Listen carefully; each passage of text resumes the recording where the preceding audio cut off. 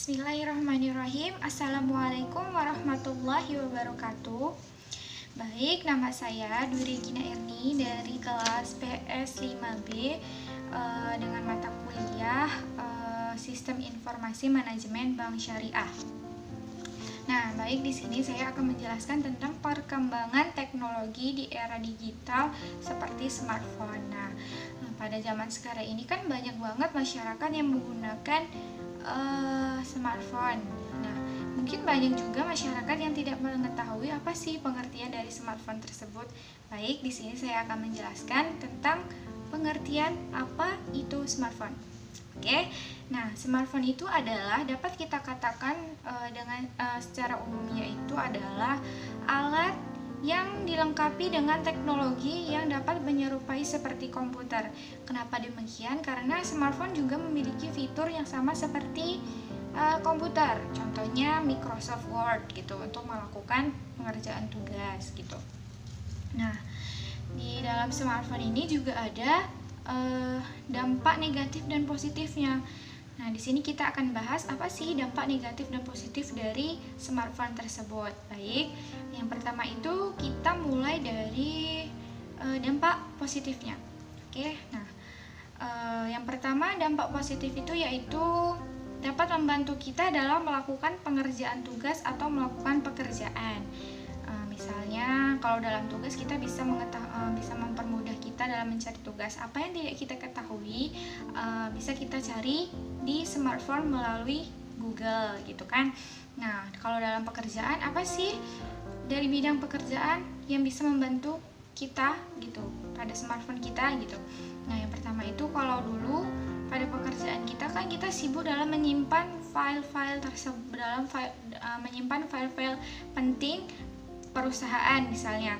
Nah, pada smartphone ini ada suatu aplikasi, ada fitur yang bisa diakses di smartphone kita untuk mengumpulkan data-data dan menyimpannya pada memori smartphone kita. Atau bisa juga kita melakukan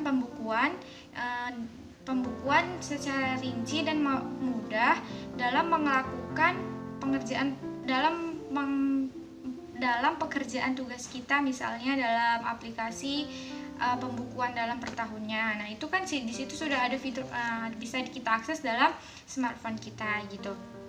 Nah, yang kedua apa sih dampak positifnya lagi? Nah, yang kedua itu memberikan pengetahuan baru gitu.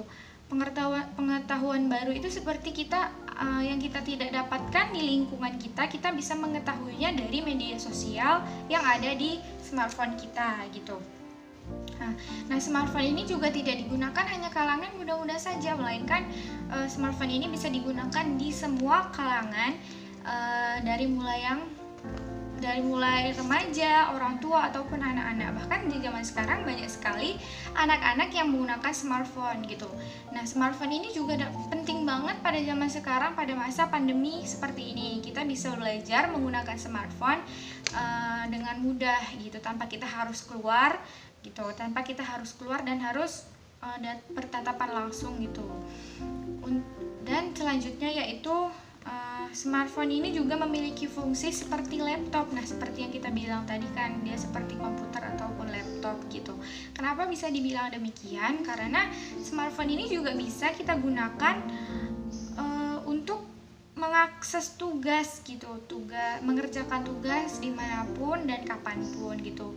Kalau kita menggunakan smartphone kan, smartphone itu kecil, bisa digunakan di mana saja dan gampang dibawa kemana-mana gitu. Namun kalau komputer itu agak susah karena dia besar gitu kan, dan memerlukan tempat yang besar juga gitu. Nah, dan fungsinya ini untuk kayak laptop gitu, kita bisa buat tugas, bisa buat PPT mungkin untuk presentasi kita melalui HP gitu.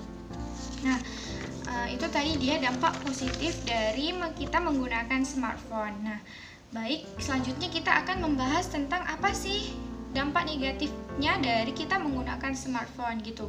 Bisa kita lihat pada zaman sekarang itu banyak sekali anak-anak yang menggunakan yang menggunakan smartphone ini untuk game dari pagi, siang, malam. Nah, itu salah satu dari dampak negatif smartphone gitu. Nah, itu tidak diperbolehkan karena itu memiliki kecanduan dan tidak baik juga bagi kesehatan kita, terutama kesehatan mata gitu. Karena mata selalu memandang layar smartphone itu tidak diperbolehkan, bisa merusak mata. Oke, begitu. Nah, seperti yang kita tahu, perkembangan apa sih yang berbeda dari zaman dahulu dan sekarang dari sistem smartphone gitu. Kita bisa lihat saja dari misalnya kita dalam berkomunikasi. Nah, dahulu kan jika kita berkomunikasi itu sangat sulit karena kita harus menulis surat, menulis tangan, terus kita harus mengirimkan lagi kepada kantor pos gitu. Nah, kalau zaman sekarang kita tidak perlu lagi mengirimkan surat kita kepada kantor pos. Kita perlu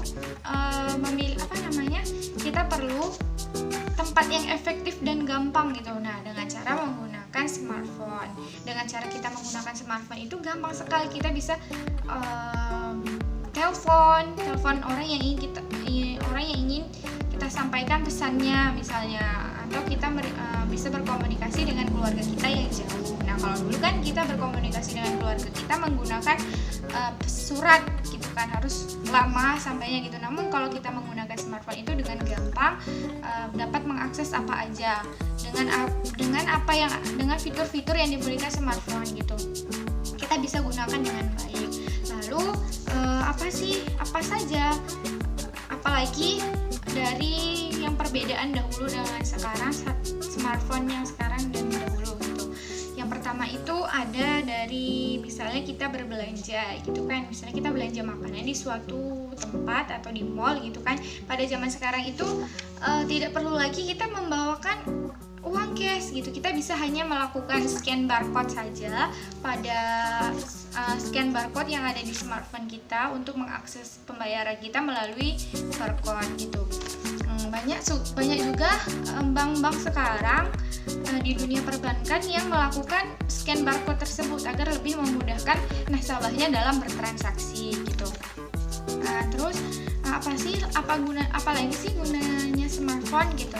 Nah, kegunaan smartphone ini juga bisa kita rasakan dalam kita melakukan perjalanan gitu. Misalnya kalau dahulu sebelum kita kenal dengan smartphone, kita pergi jauh menggunakan sepeda dan tidak ada akses internet gitu kan. Nah, pada zaman sekarang itu bisa kita lakukan hanya menggunakan smartphone gitu. Bagaimana caranya? Karena dengan cara kalian bisa mengakses fitur yang ada di smartphone gitu, dengan cara misalnya seperti kita mengakses ojek online. Dengan adanya ojek online yang ada di smartphone kita, aplikasi ojek online yang ada di smartphone kita itu, kita bisa mengakses, bisa mengantarkan kita dari jarak yang jauh, tanpa harus kita keluar rumah untuk mencari kendaraan untuk kita berpergian. Baik, terima kasih. Itulah tadi presentasi dari saya. Kenapa saya mengambil pengembangan teknologi tentang mengapa saya mengambil ini, dan menurut saya ini adalah menarik. Mengapa? Karena smartphone ini sangat berguna bagi seluruh masyarakat dan banyak dikenali oleh masyarakat gitu. Terima kasih. Wabillahi taufiq wal hidayah. Wassalamualaikum warahmatullahi wabarakatuh.